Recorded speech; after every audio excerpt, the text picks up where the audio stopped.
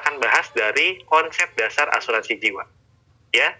Nah, teman-teman, ya sebenarnya itu asuransi jiwa itu memiliki tujuan. Ya, tujuannya itu adalah untuk memproteksi atau melindungi teman-teman. Ya, melindungi siapa dan melindungi dari apa. Nah, asuransi jiwa teman-teman ya, itu melindungi kita atau lebih tepatnya melindungi kondisi keuangan keluarga kita dari risiko-risiko kehidupan yang bisa menimbulkan kerugian keuangan keluarga kita, teman-teman. Ya, jadi tujuannya itu adalah memproteksi keuangan keluarga dari risiko kehidupan. Ya, jadi yang diproteksi itu bukan hidup kita, teman-teman, tapi keuangan keluarga kita. Dari apa risiko kehidupannya itu? Mulai dari sakit, kecelakaan, cacat, meninggal dunia, sampai hidup terlalu lama. Ya, kalau kita sakit, teman-teman, ya, kita keluar biaya untuk berobat. Ya, sekarang harga rumah sakit mahal, teman-teman. Ya, makanya kita perlu punya asuransi nih, supaya kalau kita sakit, itu biaya pengobatannya, biaya perawatannya bisa di-cover oleh asuransi. Ya, kalau kita kecelakaan ya teman-teman, pasti kita butuh waktu untuk pemulihan, jadi kita nggak bisa kerja dulu nih.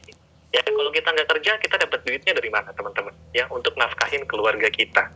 Kalau kita cacat, ya, apalagi nih teman-teman, ya, kalau kita cacat bisa saja kita harus ganti pekerjaan kita teman-teman.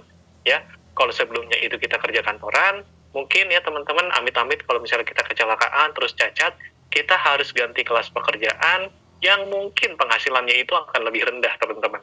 Ya, kalau kita meninggal dunia, jelas ya teman-teman, di keluarga kita udah nggak ada lagi yang cari duit, terus gimana caranya keluarga kita bisa lanjutin hidupnya kalau nggak ada asuransi teman-teman. Sampai hidup terlalu lama pun ya teman-teman, itu juga menjadi risiko kehidupan kita. Ya, kalau kita hidup terlalu lama, ya, kondisi fisik kita itu udah semakin menurun, kita udah nggak produktif, ya, artinya kalau kita udah nggak produktif, kan pemasukannya juga akan semakin berkurang, atau bahkan nggak ada sama sekali, teman-teman. Sedangkan ketika kita udah tua, kita itu gampang kena penyakit, gampang masuk angin, ya, belum ada penyakit-penyakit bawaan ya, teman-teman, itu bisa merugikan keuangan keluarga kita karena pemasukannya nggak ada, tapi pengeluarannya itu banyak untuk berobat, teman-teman. Ya, makanya hidup terlalu lama sebenarnya kita harus bersyukur juga, teman-teman. Tetapi di sisi kita harus mempersiapkan keuangannya supaya di masa tua kita bisa hidup dengan tenang. Ya, nah kita itu sebagai manusia ya, teman-teman, kita itu punya beberapa cara untuk menghadapi risiko-risiko ini, teman-teman. Ya, caranya itu ada apa aja? Menghindari risiko, menerima risiko, mengendalikan risiko, mengalihkan sampai berbagi risiko. Ya, contohnya kalau menghindari risiko, teman-teman, ya, misalnya kita punya teman ya, kita punya teman yang dia itu menghindari makanan-makanan yang berminyak, makanan-makanan yang nggak sehat, junk food, teman-teman, supaya hidupnya itu bisa lebih sehat. Ya, jadi dia menghindari ya, nggak makan sama sekali tuh yang namanya junk food, makanan berlemak, dan lain-lainnya. Ya, nah ada juga yang menerima risiko, teman-teman. Ya, makan apa aja dihajar terus, ya, begadang terus, ya, udah gitu nggak pernah olahraga, ya. Terus kalau ditanya kalau sakit gimana nih, kan gaya hidup kamu nggak sehat, ya. Kalau sakit mah udah ada yang ngatur, meninggal mah udah ada yang ngatur, saya mah terima aja. Nah, itu adalah salah satu contoh menerima risiko, teman-teman. Ya, dia terima musibah begitu aja tanpa mempersiapkan atau mengantisipasinya dengan cara apapun. Ya, ada juga yang mengendalikan risiko, teman-teman. Ya, kalau mengendalikan risiko ini dia pengen hidup sehat, tapi masih ada cheating day-nya, teman-teman. Ya, misalnya seminggu sekali bolehlah ya, saya makan makanan yang enak tapi nggak terlalu sehat. Tapi di hari lainnya itu saya tetap jaga kondisi badan kita, ya tetap olahraga, terus tetap makan makanan sehat. Jadi semuanya itu seimbang, teman-teman. Ya, lalu ada juga yang namanya mengalihkan risiko dan berbagi risiko. Ya, nah kedua cara ini nih teman-teman yang akan kita bahas lebih dalam di training MFC ini. Nah, pertanyaannya nih teman-teman, ya tolong jawab di kolom chat ya. Kalau teman-teman sendiri ya, sampai saat ini itu merasanya itu teman-teman masuk ke kategori yang mana nih ketika menghadapi risiko? Apakah dengan menghindari risiko, mengendalikan, mengalihkan, berbagi, atau mungkin malah menerima risiko, teman-teman? Ya, boleh dong teman-teman tulis di kolom chat. Yang teman-teman rasain aja, ya. kayaknya saya ini selama ini mengendalikan risiko deh. Boleh tulis di kolom chat mengendalikan. Kalau menghindari juga boleh. Ya teman-teman, silakan tulis di kolom chat. Ya kan teman-teman merasanya selama ini tuh, kayaknya saya menerima risikonya aja deh. Nggak apa-apa teman-teman. Tapi setelah ini, kita bareng-bareng yuk usahakan supaya kita nggak menerima risiko gitu aja teman-teman. Ya, kita harus siapin yang namanya dana darurat, ya, siapin asuransi, supaya kalau kita kena musibah teman-teman, ya, cukup kita kita aja nih yang kesusahan. Jangan sampai keluarga kita ikut kesusahan, karena uang keluarga yang kita punya, ya, uang yang dimiliki oleh keluarga kita, itu harus dikeluarkan untuk bayar apa? Bayar rumah sakit kita, ya, bayar biaya pengobatan kondisi kritis kita, ya, kalau kita sakit kritis. Nah, itu jangan sampai gitu, teman-teman. Kalau bisa, kita udah punya dana darurat, udah punya asuransi, supaya kalau kita kenapa-napa, ya, teman-teman, amit-amit kena musibah, itu nggak berefek pada keuangan keluarga kita. Nggak apa-apa ya teman-teman ya, di sini kita sama-sama belajar. Oke teman-teman, thank you ya buat responnya. Kita lanjut lagi ya teman-teman. Nah, mungkin teman-teman dulu ya, ketika teman-teman masih kecil, ada ada teman kecilnya kalian ya teman-teman, itu ketika orang tuanya hidup, itu hidupnya sejahtera, ya, makan 3 kali sehari, uang jajannya banyak ya teman-teman. Itu nggak lepas dari orang tuanya itu masih hidup dan masih sehat teman-teman. Ya, jadi orang tuanya itu bisa bekerja untuk memenuhi kebutuhan keluarga. Tapi kita juga pernah tahu ya teman-teman, ketika kita SD ataupun SMP, ada kabar duka dari teman-teman kita yang orang tuanya itu harus meninggal lebih dulu. Padahal waktu itu kita masih sekolah. Ya, teman-teman mungkin nggak memperhatikan gitu, tapi pasti pasti teman-teman kita yang kehilangan orang tuanya ketika masih kecil itu akan merasakan dampak ekonominya teman-teman. Ya, pasti mereka merasakan yang namanya uang jajannya berkurang, ya, terus makanannya itu sehari-hari juga lebih teman-teman ya, lebih sedikit lauknya jika dibandingkan dengan orang tuanya yang masih hidup, ya. Jadi pasti akan berdampak ekonomi kepada keluarga kita yang orang tuanya itu harus meninggal lebih dulu teman-teman. Ya, biasanya keluarga tersebut akan kesulitan untuk memenuhi kebutuhan hidupnya kalau dia nggak punya asuransi teman-teman. Ya, kalau orang tuanya punya asuransi, setidaknya ada kerugian yang dikurangi teman-teman, atau kerugiannya itu diminimalisir adanya uang pertanggungan dari asuransi teman-teman. Ya, jadi kalau orang tuanya meninggal, itu masih ada santunan asuransi atau uang pertanggungan supaya keluarga yang ditinggalkannya itu bisa melanjutkan hidupnya dengan standar gaya hidup yang sebelumnya teman-teman. Ya, jadi standar hidupnya itu nggak turun karena orang tuanya sudah meninggal atau pencari nafkahnya sudah meninggal. Itulah pentingnya asuransi jiwa teman-teman. Ya, gitu. Nah, kita tahu ya teman-teman, dalam setiap tahap kehidupan kita itu kita punya tujuan-tujuan finansial yang ingin kita capai, ya. Ketika kita masih muda sampai kita tua teman-teman, pasti ada aja yang mau kita beli atau kita nabung untuk mendapatkan sesuatu, ya, entah itu untuk liburan, beli rumah, beli mobil, untuk pendidikan anak, sampai dana pensiun, ya. Tapi ketika kita mempersiapkan uang kita untuk mencapai tujuan-tujuan finansial ini, kita itu dihantui sama yang namanya risiko kehidupan teman-teman, ya. Dan kalau kita terkena risiko-risiko kehidupan ini, ya, tujuan finansial yang sudah kita tentukan, uang yang sudah kita tabung, uang yang telah kita investasikan itu sangat terancam teman-teman, ya. Contohnya ketika kita kena sakit kritis, bisa jadi teman-teman, ya, uang yang sudah kita investasikan untuk pendidikan anak itu dipakai untuk biaya pengobatan rumah sakitnya, ya. Itu kalau kita nggak punya asuransi teman-teman, ya. Makanya asuransi jiwa ini penting banget teman-teman. Untuk apa? Untuk mengurangi kerugian keuangan keluarga kita, ya, ketika kita terkena risiko-risiko kehidupan, gitu teman-teman, ya. Risikonya itu pasti datang, sakit pasti datang, meninggal pasti datang. Tapi apa yang kita siapin? Kita siapinnya dengan asuransi teman-teman. Jadi ketika musibahnya datang, itu setidaknya ada beberapa biaya yang bisa ditanggung oleh asuransi, supaya beban untuk keluarganya itu juga akan semakin berkurang, gitu teman-teman, ya. Nah, dalam asuransi jiwa teman-teman, ya, berdasarkan bentuk kontraknya itu kita dibagi menjadi 2, ya. ada yang asuransi syariah, ada juga yang asuransi konvensional, teman-teman. Ya, secara prinsipnya beda. Cara kerjanya itu juga sangat beda, teman-teman, antara konvensional dan juga syariah. Tapi kedua kontrak ini itu memiliki tujuan yang sama, teman-teman. Ya, tujuannya itu adalah meminimalkan kerugian keuangan di saat seseorang itu terkena sakit kritis, rawat inap, kecelakaan sampai meninggal dunia, teman-teman. Ya, nah setelah ini kita akan bahas satu persatu ya, teman-teman. Asuransi jiwa konvensional itu prinsipnya seperti apa, dan yang syariah itu prinsipnya seperti apa. Yuk, kita mulai dari asuransi konvensional dulu ya, teman-teman. Nah, kita mulai dari dasar pengertiannya dulu nih, teman-teman. Ya, teman-teman jangan khawatir, asuransi di Indonesia itu udah ada payung hukumnya.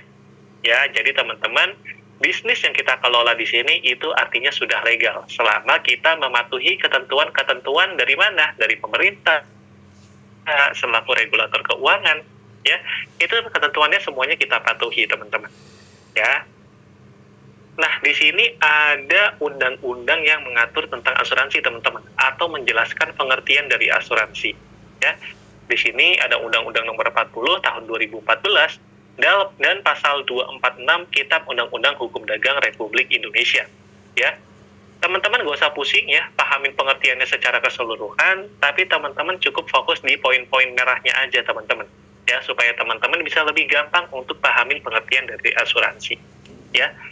Tapi teman-teman ya, pada intinya asuransi jiwa itu adalah suatu perjanjian, teman-teman. Ya, perjanjian atau kontrak di mana seorang penanggung atau perusahaan asuransi mengikatkan diri pada tertanggung atau nasabah dengan menerima suatu pembayaran yang disebut premi. Ya, artinya si nasabah ini harus membayarkan premi kepada perusahaan asuransi. Ya, nanti suatu hari ketika si nasabahnya ini terkena musibah, terkena risiko kehidupan, maka perusahaan asuransi wajib membayarkan klaimnya, teman-teman, untuk mengurangi kerugian keuangan yang dialami oleh nasabah tersebut. Tentunya klaim tersebut harus sesuai dengan ketentuan-ketentuan yang ada di dalam polis. Gitu, teman-teman. Ya, jadi teman-teman gak usah pusing, yang penting teman-teman pahami aja inti dari pengertian asuransi atau pahami kata kuncinya aja. Ya. Nah, berikutnya teman-teman, ya. Di sini ada ilustrasi atau konsep dari asuransi jiwa konvensional, teman-teman, ya. Ini simpel banget, ya. Jadi, tertanggung atau nasabah ini, ya, itu memindahkan dampak risiko kehidupannya. Ya, artinya kalau si nasabah ini kena musibah, maka kerugian keuangannya itu akan ditanggung oleh perusahaan, teman-teman, ya, dengan cara membayarkan premi kepada perusahaan, kepada Prudential, teman-teman, ya. Jadi nanti suatu saat ketika si nasabahnya ini terkena musibah, perusahaan atau Prudential wajib membayarkan yang namanya klaim atau uang pertanggungan, teman-teman, ya, sesuai dengan produk yang dibeli oleh nasabahnya. Kalau nasabah belinya produk meninggal dunia, berarti klaimnya itu hanya berlaku untuk meninggal dunia aja. Kalau nasabahnya sakit, itu nggak bisa diklaim, teman-teman. Ya, tapi kalau nasabahnya ini punya produknya untuk kesehatan, ya, untuk manfaat rumah sakit, ya udah berlakunya untuk manfaat rawat inap aja, teman-teman. Ya, kalau meninggal dunia, dia nggak akan dapat UP ataupun klaimnya. Gitu, teman-teman. Ya, simpel ya. Jadi perjanjiannya ini hanya antara nasabah dengan perusahaan, teman-teman. Gitu. Nah, berikutnya kita akan masuk ke konsep yang kedua, teman-teman, ya, dari asuransi jiwa syariah nih. Ya. Kalau di asuransi jiwa syariah ini sedikit berbeda ya, atau mungkin sangat berbeda dengan asuransi konvensional, teman-teman, ya. Karena di sini harus sesuai dengan prinsip-prinsip syariah, maka ketentuannya sedikit lebih kompleks, ya, sedikit lebih rumit. Nah, kita pahami dulu, teman-teman, ya, pengertian dari asuransi jiwa syariah. Asuransi syariah adalah usaha saling melindungi dan tolong-menolong di antara sejumlah orang atau pihak melalui investasi dalam bentuk aset dan atau tabaru, teman-teman. Tabaru ini adalah dana tolong-menolong yang memberikan pengembalian untuk menghadapi risiko tertentu melalui akad yang sesuai dengan syariah. Intinya ya, teman-teman, dalam asuransi syariah, seluruh peserta asuransi jiwa syariah itu saling melindungi, teman-teman. Dengan cara apa? Dengan membentuk yang namanya dana tabaru. Nah, gunakan untuk membayarkan klaim-klaim peserta yang terkena musibah, teman-teman. Ya, tentang dana tabaru akan kita bahas lebih lanjut di slide berikutnya, teman-teman. Jangan khawatir, ya. Yang penting teman-teman di sini pahami dulu konsepnya, bahwa asuransi jiwa syariah itu prinsipnya adalah saling melindungi dan tolong menolong, ya. Makanya disebut sebagai risk sharing, berbagi risiko, teman-teman. Kalau tadi di konvensional adalah mengalihkan risiko, kalau di sini prinsipnya berbagi risiko. Dan yang lebih menariknya, teman-teman, ya, ketika kita punya polis asuransi jiwa syariah, itu kita nggak cuma melindungi diri kita sendiri dan teman-teman kita, teman-teman. Dengan kita punya polis asuransi jiwa syariah, itu sebenarnya juga bisa menjadi ladang pahala untuk kita semua, ya. Karena apa? Karena sebagian dari kontribusi yang kita bayarkan itu akan masuk ke dalam yang namanya dana tabaru. Nah, dana tabaru ini yang akan digunakan untuk membayarkan klaim-klaim peserta yang terkena musibah. Artinya, ada nih sebagian dari kontribusi kita yang digunakan untuk membantu teman-teman kita yang sedang kesulitan. Nah, itu teman-teman, ya, potensi ladang pahala di asuransi jiwa syariah.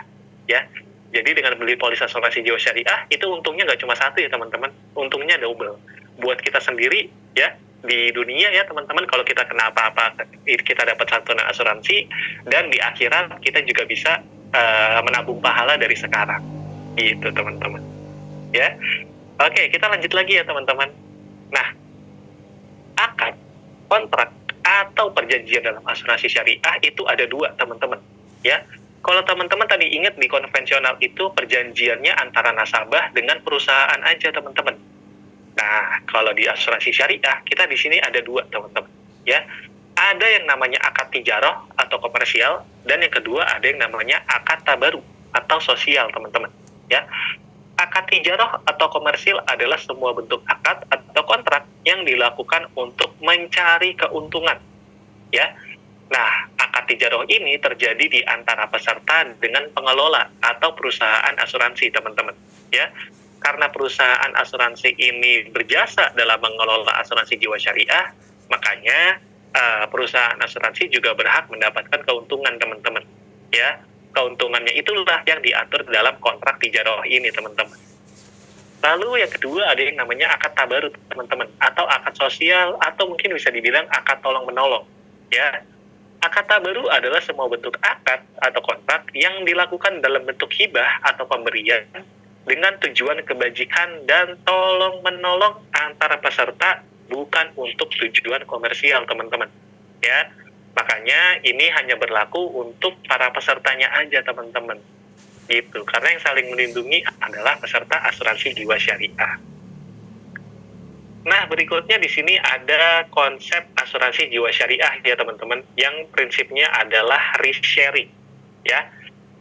Dalam pengelolaan asuransi jiwa syariah, teman-teman, itu sebenarnya mirip-mirip seperti kalau kita bayar uang kas ketika kita masih sekolah, teman-teman. Atau mungkin di sini teman-teman udah punya keluarga ya, udah punya rumah sendiri, itu mungkin di lingkungan teman-teman ada yang namanya IPL, ya, iuran pemeliharaan lingkungan. Ya, tapi itu belum tentu ada di semua lingkungan ya teman-teman, di semua RT RW mungkin ada yang nggak ada, tapi secara prinsipnya itu mirip-mirip seperti itu, ya. Contohnya teman-teman ya, kita pakai uang kas ketika kita lagi sekolah, ya. Waktu dulu kita SMP atau SMA, ya, kita itu selalu ditagihin uang kas oleh bendahara kita ya teman-teman. Biasanya bendaharanya ini cewek, udah gitu galak teman-teman. Kalau misalnya ada teman-teman kita yang nggak bayar uang kas atau nunggak uang kasnya itu sampai berbulan-bulan, ya. Nah, kita itu setiap bulannya wajib bayar mungkin 5.000 atau 10.000 ya teman-teman. Itu setiap bulan untuk membentuk yang namanya uang kas, teman-teman. Ya, uang kasnya itu dikelola oleh si bendahara, ya. Nanti uang kasnya ini akan digunakan untuk memenuhi kebutuhan-kebutuhan kelas, teman-teman, ya. Contohnya kayak gimana, Kak Satrio? Contohnya beli spidol, terus beli penghapus, beli sapu, ya. Kalau wali kelas ulang tahun, kita juga beliin kue ulang tahun dari uang kas, ya. Bahkan ya teman-teman, kalau kita lagi ada kelas meeting nih, kelas meeting, ya. ada yang futsal, ada yang volley ya teman-teman. Itu kalau bisa pendaftaran fast meetingnya dibayar pakai uang kas. Gitu teman-teman. Jadi uang kasnya ini jelas fungsinya untuk apa. Nah, itu sebenarnya mirip teman-teman, konsepnya seperti dana tabaru. Ya, anak-anak kelas yang bayar uang kas itu kita anggap sebagai peserta asuransi jiwa syariah atau nasabah asuransi jiwa syariah ya teman-teman. Nah, nasabah-nasabah tersebut itu mereka mengumpulkan kontribusi teman-teman. Ya, kita sebutnya sebagai kontribusi nih, ya. Nah, sebagian dari kontribusi tersebut akan masuk ke dalam yang namanya dana tabaru teman-teman, ya, atau uang kas yang dikelola oleh bendahara tadi, ya. Nah, dana tabaru ini teman-teman ya dikelola oleh perusahaan asuransi, oleh Prudential Syariah teman-teman. Ya, jadi bendaharanya bisa kita ibaratkan sebagai Prudential Syariah. Nah, Prudential Syariah ini yang akan mengelola dana tabaru teman-teman. Dan dana tabarunya ini akan digunakan untuk membayarkan klaim-klaim peserta yang terkena musibah teman-teman. Ya, entah itu dia sakit, ya, terus cacat, kecelakaan, sampai meninggal dunia. Makanya teman-teman, di sini kita saling tolong-menolong, ya. Yang bayarin klaimnya itu sebenarnya bukan perusahaan asuransinya, tapi seluruh peserta asuransi jiwa yang lain. Karena apa? Karena uang klaimnya itu diambil dari dana tabaru yang telah dikumpulkan oleh para peserta, teman-teman. Seperti itu, ya. Nah, dalam asuransi jiwa syariah dalam membentuk dana tabaru ya teman-teman, itu dasar kontraknya adalah tadi teman-teman, kontrak tabaru ya, di mana dari kontrak tabaru ini seluruh peserta wajib memberikan kontribusi untuk membentuk dana tabaru teman-teman, yang di mana dana tabarunya ini akan digunakan untuk membayarkan klaim-klaim peserta yang terkena musibah teman-teman. Makanya disebutnya prinsipnya adalah risk sharing gitu.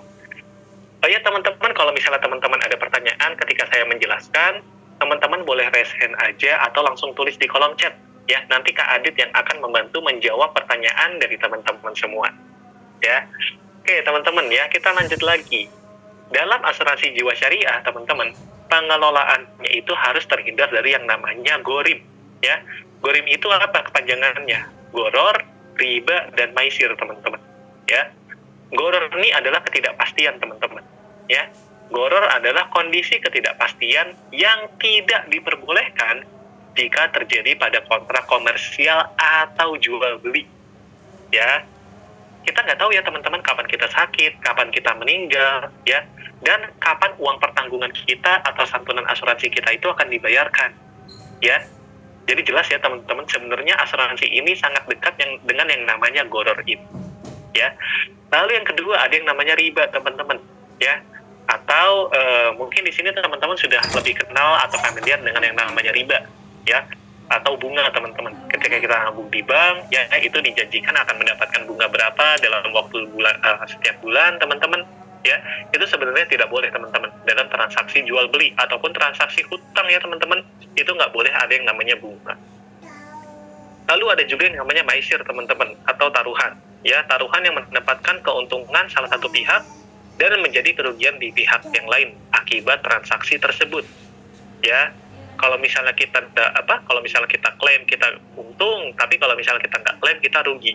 Ya, banyak banget pola pikir masyarakat Indonesia itu seperti itu teman-teman tentang asuransi.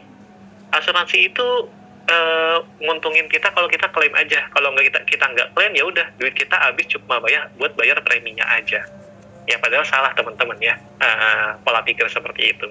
Masa iya kita itu untung ketika kita kena musibah? Kan enggak ya teman-teman. Itu. Nah, balik lagi nih teman-teman ke konteksnya. Ya, asuransi jiwa syariah harus terhindar dari gorim. Kalau teman-teman dengar penjelasan saya tadi, sebenarnya asuransi ini sangat dekat teman-teman dengan yang namanya gorim ini. Tapi dalam asuransi jiwa syariah, gorim ini bisa dibilang di cancel teman-teman atau dibatalkan. Ya, kenapa? Karena gorim ini dilarang hanya untuk transaksi jual beli aja teman-teman. Ya, karena kontrak yang kita pakai untuk saling melindungi itu adalah kontrak tabaru atau kontrak saling melindungi, maka goror, riba, dan maisir ini tidak berlaku teman-teman dalam kontrak saling tolong-menolong. Kalau kontraknya jual beli, baru nih gorim ini tuh tidak boleh eh, lakukan teman-teman. Ya, jadi asuransi syariah ini diperbolehkan karena kita untuk saling melindungi itu basis kontraknya adalah kontrak tabaru atau kontrak saling tolong menolong. Gitu teman-teman. Ya. Tapi kan tadi kan Kak Satrio di awal sebutin dalam asuransi syariah juga ada yang namanya kontrak tijaroh atau mencari keuntungan. Betul teman-teman, ya. Tapi kontrak mencari keuntungan ini hanya berlaku untuk membayar jasa perusahaan asuransi jiwa syariah teman-teman sebagai pengelola dana tabaru. Itu teman-teman. Dan dalam kontrak tijarah tersebut kita juga menghindari yang namanya gorim tadi teman-teman, supaya kita sesuai dengan prinsip-prinsip syariah. Gitu teman-teman. Ya. Nah, di sini kita masuk ya ke dalam kontrak yang kedua, yaitu kontrak tijarah atau kontrak mencari keuntungan. Ya. Akad tijarah adalah semua bentuk akad atau kontrak yang dilakukan untuk mencari keuntungan. Wakalah bil ujroh adalah salah satu kontrak tijarah yang memberikan kuasa kepada perusahaan dalam pengelolaan yang disertai dengan ujroh atau upah. Karena perusahaan ini sudah berjasa mengelola dana tabaru, teman-teman, maka mereka berhak mendapatkan upah. Ya, gitu teman-teman. Dan yang dikelola itu nggak cuma dana tabarunya aja, teman-teman. Ya, mulai dari new business, underwriting, promosi, klaim, teman-teman, itu semuanya dikelola oleh perusahaan asuransi. Bahkan, teman-teman, ya, ketika dana tabarunya itu defisit, ya, artinya dalam 1 tahun, teman-teman, ya, dana tabarunya ini kurang nih untuk membayarkan klaim peserta. Ya, misalnya dalam 1 tahun dana tabarunya ini ada 12M. Ternyata di bulan Oktober 12M-nya udah habis, teman-teman. Gimana caranya perusahaan asuransi itu bisa membayarkan klaim-klaim yang di bulan November dan juga bulan Desember kalau dana tabarunya udah habis? Maka perusahaan asuransi ya itu harus melakukan yang namanya QOR, teman-teman, atau pinjaman tanpa bunga kepada dana tabaru. Ya, jadi bisa dipastikan kalau ada peserta yang klaim itu santunan asuransinya akan dibayarkan entah dari dana tabaru atau dari pinjaman perusahaan asuransi. Gitu teman-teman. Ya. Tapi ini pinjaman tanpa bunga ini itu tidak dibebankan kepada peserta ya teman-teman. Dibebankannya itu kepada dana tabarunya. Gitu. Oke, lanjut ya teman-teman. Nah, dalam asuransi jiwa syariah ya, itu kontribusi peserta atau uang yang dibayarkan oleh peserta itu harus jelas teman-teman, mengalirnya kemana, harus ada transparansinya. Nah, dalam asuransi jiwa syariah di Prudential, teman-teman, kontribusi peserta itu akan masuk ke dalam 3 kantong, teman-teman, ya. Kantong pertama tentu akan masuk ke dalam kantong dana tabaru, ya, untuk membayarkan klaim-klaim peserta yang lain supaya bisa saling melindungi dan tolong-menolong. Lalu yang kedua akan masuk ke alokasi dana investasi peserta, teman-teman, ya, untuk membentuk yang namanya nilai tunai. Nah, kalau manfaat nilai tunai ini, teman-teman, hanya berlaku untuk produk-produk asuransi yang jangka waktu perlindungannya itu menengah sampai jangka waktu panjang. Kalau jangka waktunya pendek, itu nggak ada yang namanya alokasi dana investasi peserta, atau nggak ada yang namanya manfaat nilai tunai, teman-teman. Ya. Lalu yang ketiga tentu saja akan masuk ke dalam kantongnya perusahaan, teman-teman, sebagai upah atas jasa pengelolaan asuransi jiwa syariah. Nah, berikutnya teman-teman ya, tadi kita udah bahas tentang defisit underwriting ya. Jadi kasusnya itu di mana dana tabarunya ini nggak cukup untuk membayarkan klaim pesertanya dalam waktu 1 tahun. Kebalikannya teman-teman, kalau dana tabarunya ini dalam 1 tahun itu masih ada sisa, masih ada kelebihan setelah membayarkan klaim peserta, itu disebutnya sebagai surplus underwriting, teman-teman.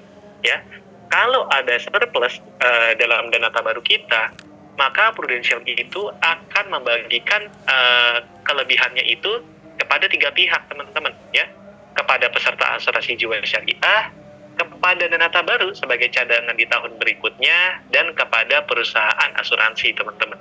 Ya, porsinya seberapa besar itu tergantung dari produk-produknya, teman-teman. Gitu. Lalu berikutnya dalam investasi dana tabaru juga harus sesuai dengan prinsip-prinsip syariah, teman-teman. Ya, prinsipnya apa? Halal, no gorim, adil, dan transparan. Ya. Lalu untuk contoh instrumen investasinya itu ada apa aja Kak Satrio? Tentunya harus yang sesuai dengan prinsip-prinsip syariah, ya. Kita nggak boleh menginvestasikan sebagian dari kontribusi peserta itu kepada apa? Kepada perusahaan minuman keras, perusahaan perokok, perusahaan atau bank konvensional itu nggak boleh, teman-teman. Ya, karena pengelolaannya itu tidak sesuai dengan prinsip-prinsip syariah. Yang boleh contohnya apa Kak Satrio? Ada saham syariah, sukuk, deposito syariah, reksadana syariah, dan lain-lainnya, teman-teman, yang sesuai dengan prinsip syariah. Nah, berikutnya ya, teman-teman, kalau di asuransi syariah itu kita juga diawasi oleh yang namanya Dewan Pengawas Syariah, selain dari OJK ya, teman-teman. Nah, Dewan Pengawas Syariah ini sebenarnya adalah tim khusus ya, teman-teman, atau tim khusus yang dibentuk oleh Majelis Ulama Indonesia untuk mengawasi pengelolaan bisnis di perusahaan jasa keuangan syariah, teman-teman. Ya, kalau kita sendiri di Prudential Syariah, kita itu diawasi oleh Bapak Azharuddin Latif dan Bapak Ahmad Nuryadi Asmawi, teman-teman. Ya, jadi ini teman-teman ya kesimpulannya dari asuransi jiwa syariah. Akadnya jelas, ada akad tabaru, prinsipnya resharing, teman-teman. Ya, pengelolaannya harus sesuai dengan prinsip syariah, terhindar dari gharim. Lalu harus ada transparansi dalam pemisahan alokasi dana kontribusi peserta. Kalau ada surplus underwriting akan dibagikan lagi kepada peserta, perusahaan, dan cadangan dana tabaru. Lalu investasinya pun harus sesuai dengan prinsip syariah, dan pengawasannya selain dari OJK, kita juga diawasi oleh Dewan Pengawas Syariah, teman-teman. Ya. Nah, ini ya teman-teman, perbedaan yang kontras antara asuransi jiwa syariah sama konvensional ya, teman-teman. Tadi prinsip dasarnya udah kita bahas. Syariah itu resharing, convent, risk transferring. Ya, perjanjiannya kalau di syariah itu saling melindungi ya teman-teman dari dana tabaru, dan di konvensional itu hanya ada akad jual beli aja. Lalu peran perusahaan dalam asuransi syariah itu sebagai pengelola aja, ya, bukan perusahaan yang membayarkan klaim peserta. Tapi kalau di konven, perusahaan inilah yang akan membayarkan klaim-klaim pesertanya. Kalau di surplus ya, di syariah tadi kita udah bahas ya teman-teman, akan dibagikan kembali, tapi kalau di konvensional itu sepenuhnya akan menjadi milik perusahaan. Dari sisi pengawasan tadi kita udah bahas ya teman-teman, yang syariah juga diawasi oleh DPS. Lalu pengelolaan dananya pun jelas ya, investasinya itu harus sesuai dengan prinsip syariah. Kalau yang asuransi syariah, kalau yang konven boleh tuh teman-teman, kita investasi di perusahaan rokok, minuman keras, ataupun bank konvensional. Lalu yang terakhir ya teman-teman, ada perbedaan bahasa atau istilah yang digunakan dalam polis asuransi syariah dan konven. Ya, kalau nasabah ini mengajukan klaim dan klaimnya disetujui, maka dalam asuransi syariah klaimnya itu disebutnya sebagai santunan asuransi, teman-teman. Ya, uang yang dibayarkan kepada nasabah disebutnya santunan asuransi. Tapi dalam asuransi konven, uangnya itu disebut sebagai uang pertanggungan, teman-teman. Ya, nasabah dalam asuransi syariah disebutnya sebagai peserta, tapi dalam konven disebutnya sebagai tertanggung, dan uang yang dibayarkan oleh nasabah untuk mendapatkan proteksi dalam asuransi syariah itu disebutnya sebagai kontribusi. Ya, kalau di konvensional itu disebutnya sebagai premi, teman-teman. Gitu. Ya. Kita lanjut lagi ya ke jenis-jenis asuransi jiwa syariah. Ya, kalau tadi kan yang konvensional sama syariah itu bentuk kontraknya, teman-teman. Nah, di sini kita akan bahas jenis-jenisnya ya. Baik itu asuransi jiwa konvensional ataupun jiwa syariah, itu dibagi menjadi ke dalam dua jenis, teman-teman. Ya, yang pertama itu ada yang tradisional.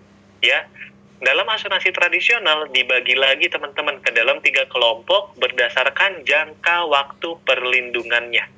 Ya, kalau jangka waktunya pendek itu namanya term life, endowment jangka waktu menengah, dan whole life jangka waktunya panjang, teman-teman. Ya, manfaat nilai tunai itu biasanya tersedia di produk-produk endowment dan juga whole life. Lalu kedua ada yang namanya PAID, teman-teman, atau produk asuransi yang dikaitkan dengan investasi. Ya, kita sebutnya itu sebelum tahun 2022 itu adalah unit link, teman-teman. Ya, unit link atau PAID ini itu dibagi menjadi dua jenis berdasarkan frekuensi pembayarannya, teman-teman. Ada yang single premium atau cukup bayar sekali aja di awal. Ada juga yang regular premi, teman-teman, atau pembayarannya dilakukan secara berkala selama polisnya masih aktif. Ya, Dan di sini ada pertanyaan nih dari Kak Yuspiza. Cord itu tadi untuk apa ya? Cord itu adalah pinjaman tanpa bunga untuk menambal kekurangan dana tabaru yang udah habis, ya. Misalnya dana tabarunya itu di bulan Oktober udah nol nih, ya.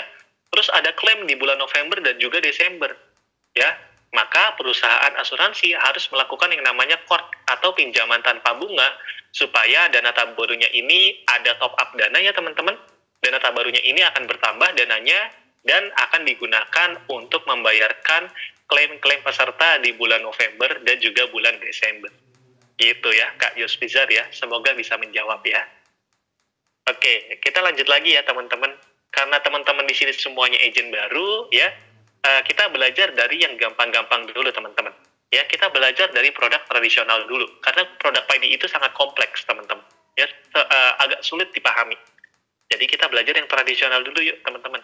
Ya, kita harus tahu dulu nih ciri-ciri khusus dari asuransi jiwa tradisional. Ya, dalam asuransi tradisional itu ada yang syariah dan juga ada yang konstan teman-teman. Ya, terus tadi ya dibagi menjadi jangka waktu perlindungannya. Ada yang jangka pendek, jangka menengah sampai jangka panjang. Lalu produknya sederhana teman-teman. Manfaat asuransinya terbatas dan fokus pada manfaat tertentu saja. Kalau manfaat meninggal, ya udah meninggal aja. Kalau manfaat kesehatan, ya udah manfaat kesehatan aja. Kalau manfaat pendidikan anak, ya udah pendidikan anak aja. Gitu teman-teman. Jadi manfaatnya spesifik. Ya. Lalu tidak ada pilihan penempatan investasi untuk nasabah. Karena investasinya ya itu sepenuhnya dikelola oleh perusahaan teman-teman. Ya, untuk membentuk manfaat nilai tunai. Lalu berikutnya adanya pilihan premi atau kontribusi dengan masa pembayaran yang ditentukan oleh perusahaan. Ya, ada yang 5 tahun, ada yang 10 tahun, ada yang 15 tahun, ada juga yang single premi, itu semuanya ditentukan oleh perusahaan. Jadi nasabah tinggal pilih aja nih, sesuai dengan kemampuannya dia. Mau yang 5 tahun kah, 10 tahun kah, 15 tahun kah, silakan nasabahnya pilih itu kalau ada pilihannya teman-teman. Ya, kalau disediakan oleh Prudential. Gitu. Lalu yang terakhir, terdapat manfaat asuransi tambahan dan bonus pada jenis endowment atau whole life. Nah, inilah yang disebut manfaat nilai tunai, teman-teman. Gitu. Nah, inilah produk-produk tradisional yang dimiliki oleh Prudential sekarang ya, teman-teman, dan juga Prudential Syariah. Untuk yang tradisional syariah, yang jangka waktunya pendek, kita punya yang namanya Pro Solusi Sehat Plus Pro Syariah atau PSS Plus Pro Syariah. Ini memberikan manfaat kesehatan teman-teman ya, manfaat rumah sakit. Lalu berikutnya ada yang namanya Pro Solusi Kondisi Kritis Syariah atau PKKS. Ini memberikan manfaat untuk kondisi kritis teman-teman. Ya. Lalu yang jangka menengah di asuransi syariah kita punya yang namanya Pro Cinta. Ya, Pro Cinta ini memberikan manfaat meninggal dunia dan juga ada yang namanya Pro Cerah teman-teman. Ya, Pro Cerah ini manfaatnya untuk pendidikan anak. Ya, yang whole life sebenarnya di sini ada satu lagi teman-teman. Ya, produk baru kita yaitu Pro Anugerah Syariah. Nah, kalau Pro Anugerah Syariah ini sama seperti Pro Cinta teman-teman, memberikan manfaat meninggal dunia. Ya, di konvensional juga ada teman-teman. Ya, di konvensional kita juga punya yang untuk manfaat kesehatan, namanya adalah Pro Solusi Sehat Plus Pro, ya, atau PSS Plus Pro. Ini versi non syariahnya teman-teman. Lalu untuk kondisi kritis kita punya yang namanya PCB 88 atau Pro Critical Benefit 88. Dan untuk yang manfaat meninggal dunia atau warisan kita punya yang namanya Pro Warisan teman-teman. Ya, jadi bisa dipilih nih sesuai dengan kebutuhannya prospek teman-teman.